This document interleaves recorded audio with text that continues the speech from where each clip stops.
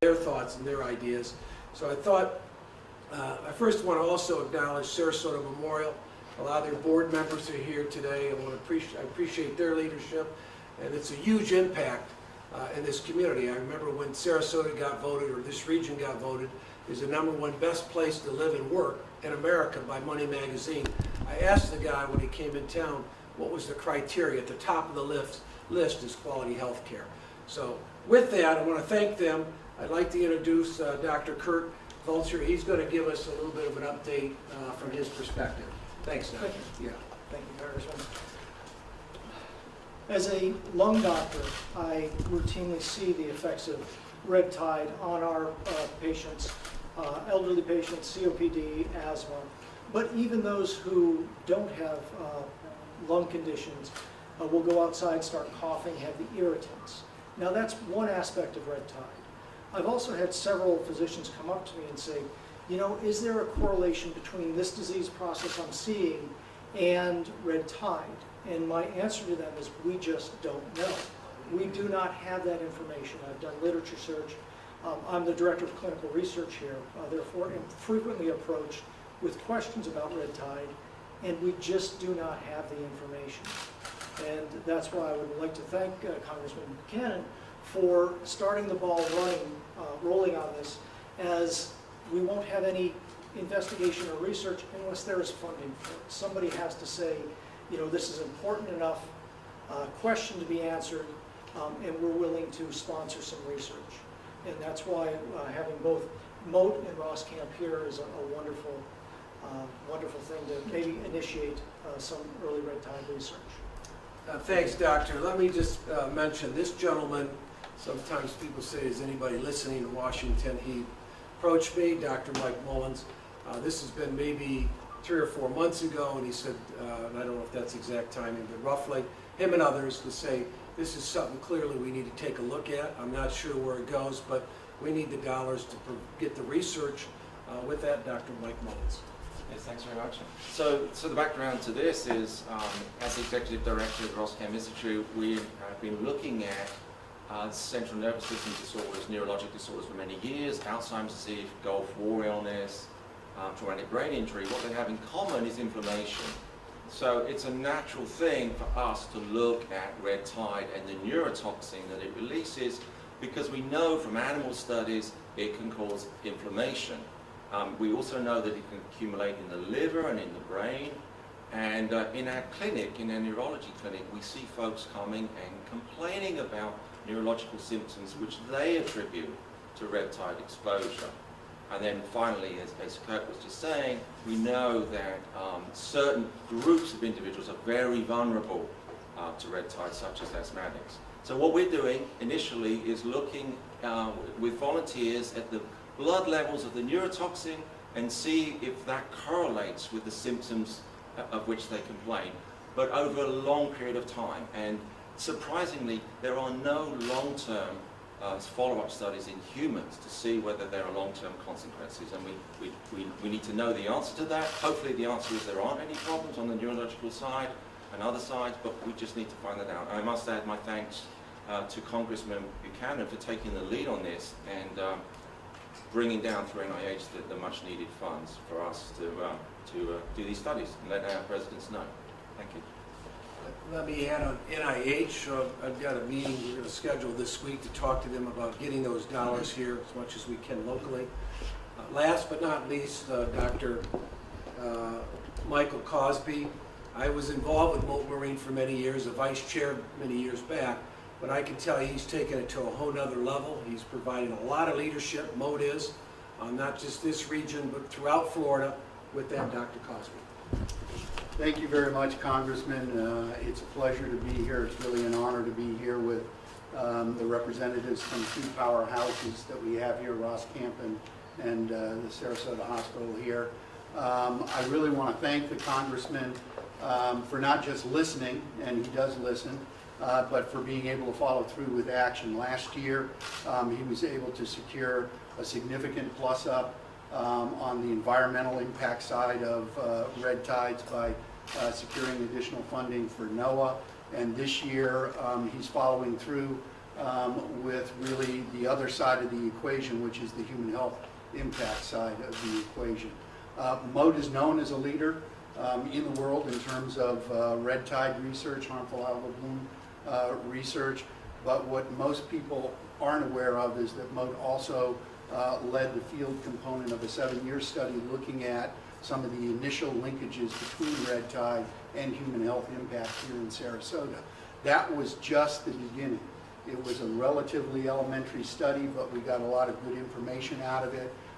And I think with the congressman securing these funds at NIH and bringing together 3 really excellent science research institutions from the human health side, from obviously the brain side, the great work that Roskamp does and what MODE does.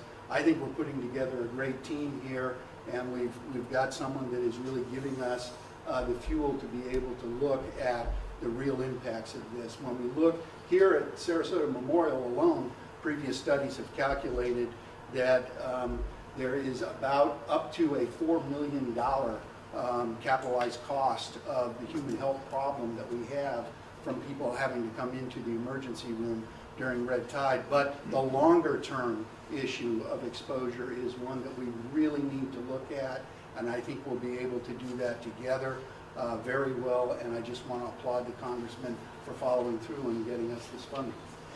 And again, I tell people I'm humbled to be a congressman, I'm a representative, and my goal is if we've got something we can help with, that's my job, is to do the best I can in Washington for you. So with that, we'll open it up for any of the doctors or anybody has any questions on anything. Yeah, this is probably a question for the doctor, but I know you may not have an exact number, but could you tell us, kind of give us an idea of how many people came in last year with symptoms of red tide, symptoms because of red tide? Yeah. I don't have that data. Yeah. I'm sorry. The question was how many people came in last year to the emergency room, to walk-in clinics, to doctor's offices because of red tide. I do not have that. I know from our own experience in our lung doctor office, there is a significant uptick in people with exacerbations of their lung problems during the red tide blooms. Are you concerned about some of the discoveries you may find through this study, like any real long-term terrible health impacts because of this? Well, I think we need to know. The short answer to that is not so much concern. We just need to know. Maybe there aren't any long-term impacts in certain areas, and one way or the other, we just need to have those data. What is your study going to look like? How are you going to do it? So we're recruiting 400 volunteers. We take blood samples and urine samples from them when there's no red tide around. We measure the levels of neurotoxin. Then we see them again when there is a red tide around. We measure the levels again. And we see if that correlates with any symptoms that they're complaining of. And importantly, we'll look at other aspects of red tide's effects on the neurotoxins affecting the blood, such as inflammatory responses. So we'll look for antibodies and cells that could respond to the red tide neurotoxin. One of the basic questions that's not understood is, having a robust immune response a good thing, or is it a bad thing? Do you get more symptoms if you have a strong response, or less symptoms? We don't even know the basic answers to those questions. So getting this biosample in place will not just be helpful for our studies, but actually having these samples over long periods of time will be helpful for many other researchers as well, as we go forward, and they want to look at other aspects of the exposure. Dr. Mullins, have you already designed this study, or is it already in the works, or is it only something that can happen if you're able to pull down some of this NIH funding? No, it's already happening. Right now we're funding it with fumes. I don't know quite how we're funding it right now, but going forward, of course, we'll be applying to the federal agencies to pull down money, as we usually do for our studies. And the 400 people, like, are they people who live on the beach? What kind of people?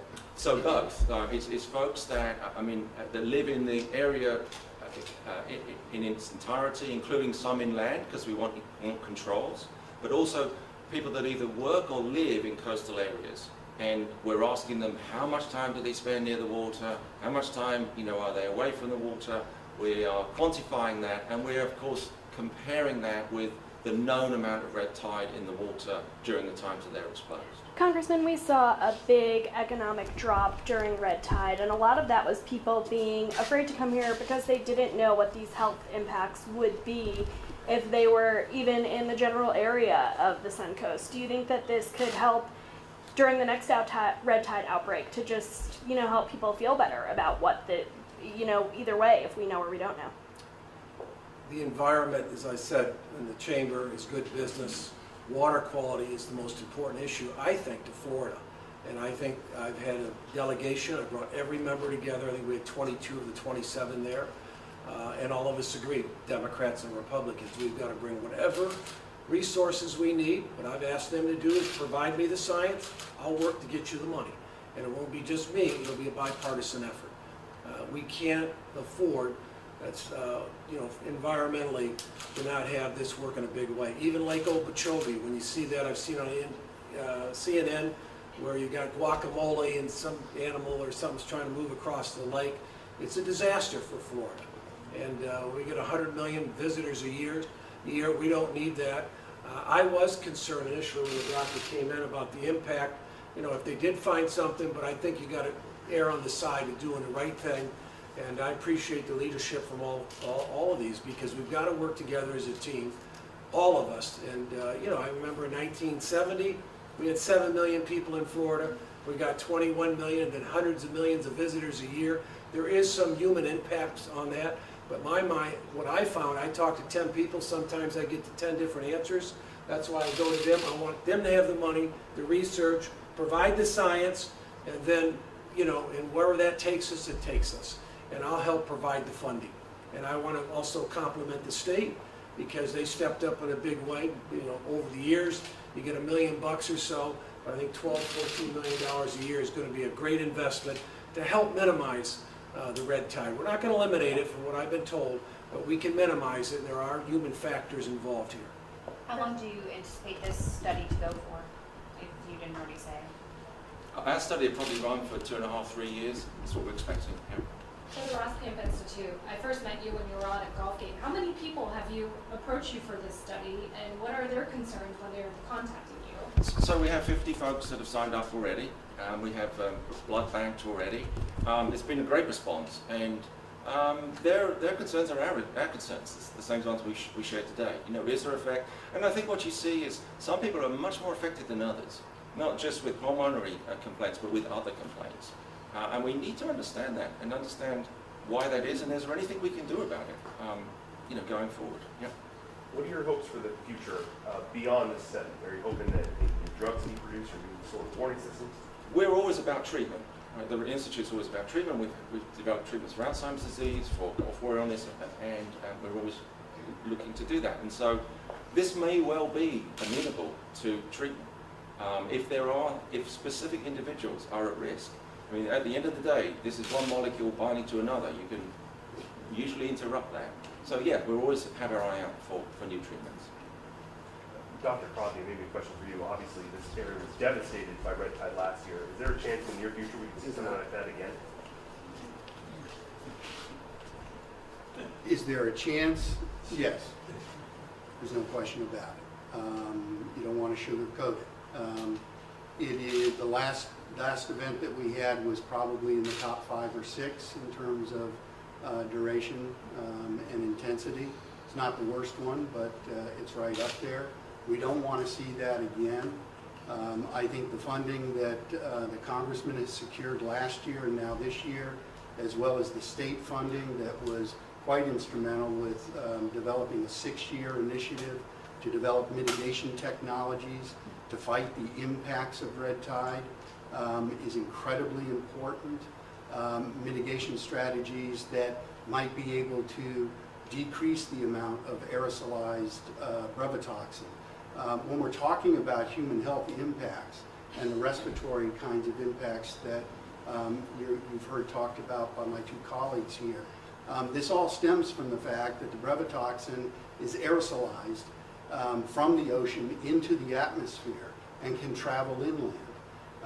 And those are the kinds of studies that we hope are going to allow us to have some kind of a mitigation on the aerosolization of it at the ocean itself to prevent it from getting into the atmosphere.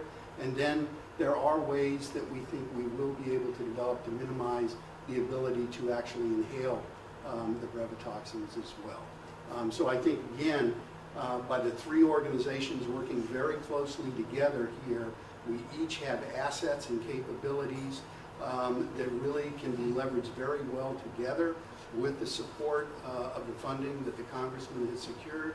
And I think together, we're going to have a huge impact on dealing with the impacts of red tide.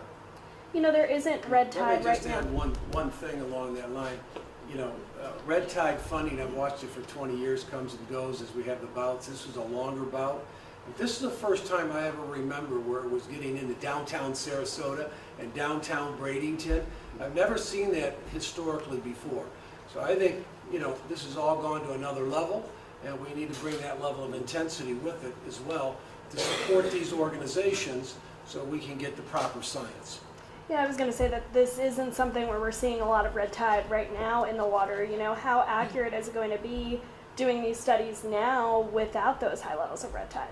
Oh, it's critically important.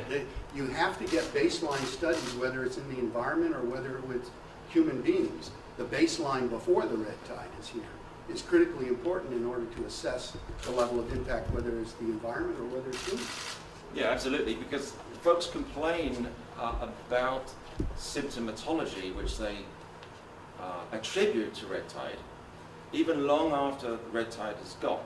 So again, we need to understand that. We'll look to see, we assume that the neurotoxin's gone then, but have other things gone? Have the antibodies diminished? Are other cells still reacting? We don't know that. So as Mike says, absolutely critical that we get subjects now when there's no red tide around.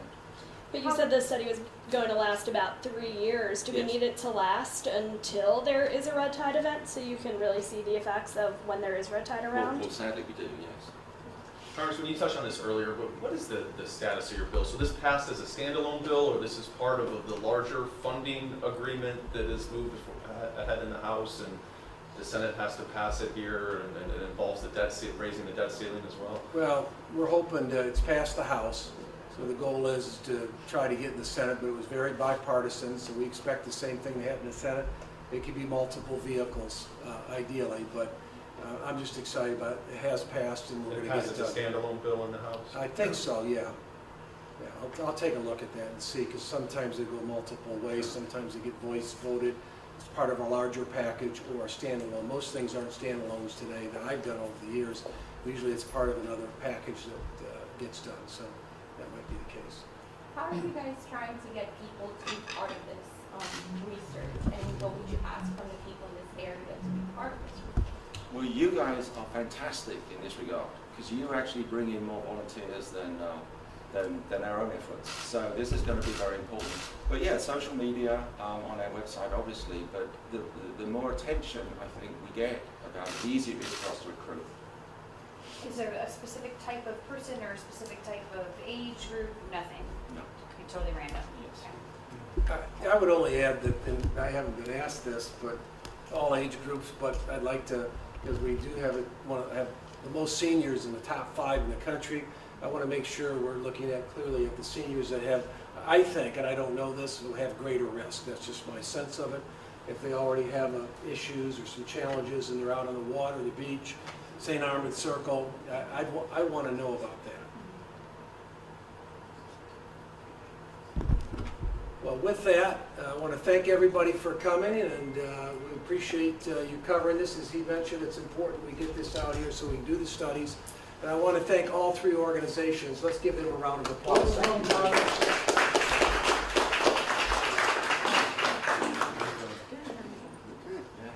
Thank you. Thank you. Any other questions at all? Or? Margaret Good announced that she is going to be running against you this morning. Any words as the campaign is going to start now? I would just say welcome Margaret to the race. You know, democracy is about a battle of ideas, and we're going to have plenty of time to focus on that next year. I'm going to be focusing on like issues that today and because I just got reelected the last 6 months or so, so that's good, but I wish her the best.